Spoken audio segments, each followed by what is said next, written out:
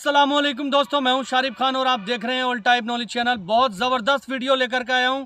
चलिए शुरू करते हैं वीडियो। और वीडियो देखने से पहले चैनल को सब्सक्राइब करके लाइक कर दो, वीडियो को लाइक कर दो। ठीक है, चलिए अब शुरू करते हैं वीडियो। यानी आप पहले एकदम ऑपोजिट थे। वो जो किताब पहले जो किताब लिखे टोटली एंटी इस्लामिक था। बाद में अभी जो है आप एकदम पॉजिटिव अंदाज में, ब्यूटीफुल अंदाज में, बहुत सारे मौलवी भी आपको मैच नहीं कर सकते। दंगे क्यों होते हैं? बल्लाज मधोक, जो बुजुर्ग लोग हैं उनको जानते होंगे, बल्लाज मधोक को, उन्होंने एक लेख लिखा था और कुरान मजीद की कुछ आयतें दी थी। तो वो आयतें देखने के लिए कि क्या वास्तव में सही है कि नहीं, मैं इलाहाबाद में एक दुकान में गया और मौलाना फतेह मोहम्मद खान साहिब जालंधरी और मौलाना अब्दुल पारिक साहब की हिंदी का अनुवाद ले आया और उसमें हमने देखा तो वो कुरान मजीद की वो आयत वैसे ही मौजूद थी। तो मुझे लगा कि ये बात सही है और मैंने किताब लिखी इस्लामिक आतंकवाद का इतिहास। बाला साहब ठाकरे को बहुत पसंद आई, उन्होंने उसका अंग्रेजी ट्रांसलेशन कराया, the history of Islamic terrorism के नाम से।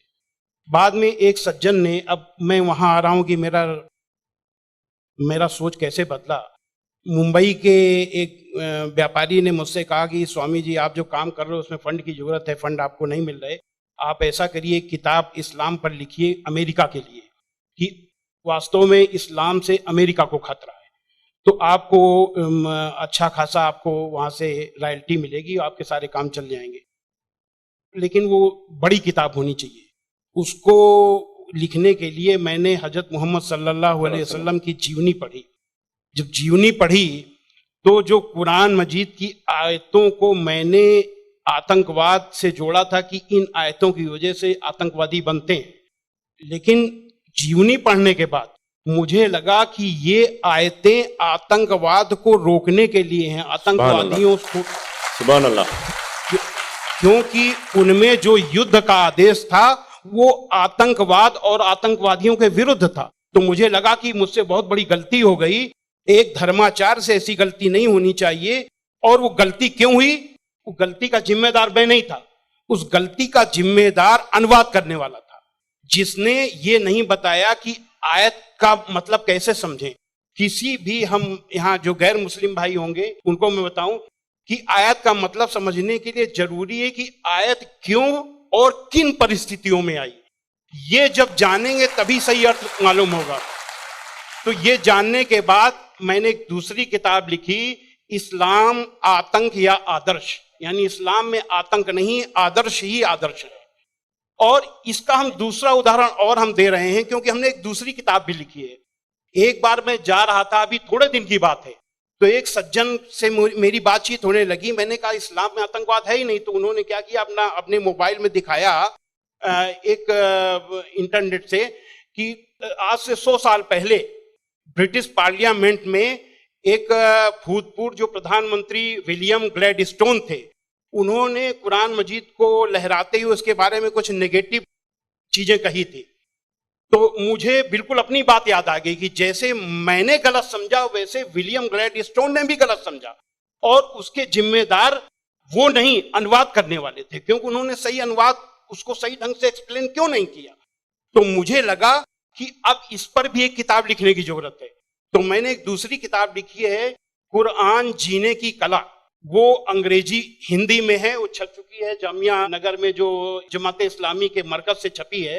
अंग्रेजी में इस्लाम एंड आर्ट ऑफ लिविंग के नाम से अंग्रेजी में भी छपेगी। अब इन सारी चीजों जो मैंने इस्लाम को देखा, कुरान को देखा, उसके हिसाब से मैं एक छोटे से निष्कर्ष पे पहुंचा कि इंसान में इंसानियत लाने के तरीके का नाम इस्लाम है। और ये जुमला नहीं है, ये जुमलेबाजी नहीं है कि मैं अपने तरफ से मैंने कोई एक मुहावरा कह दिया, एक जुमला फेंक दिया।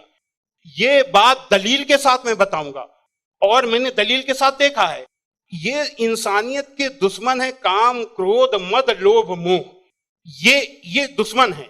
और कुरान मजीद में इन सब के लिए बहुत ही बड़ी बुराई बताया गया है और रोक लगाई गई है। पहले एक चीज हम काम को ले लेते हैं।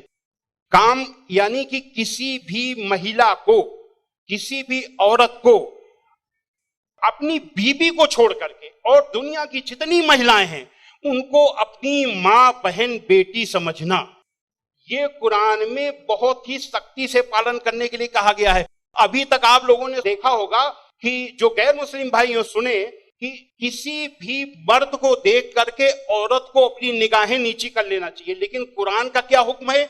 कुरान के सूरा 24 आयत नंबर 30 में है, ऐ मोहम्मद मोमिनों से कह दो कि वे अपनी गैर जो भी महिलाएं हैं जो उनको देख करके अपनी निगाहें नीची रखा करें।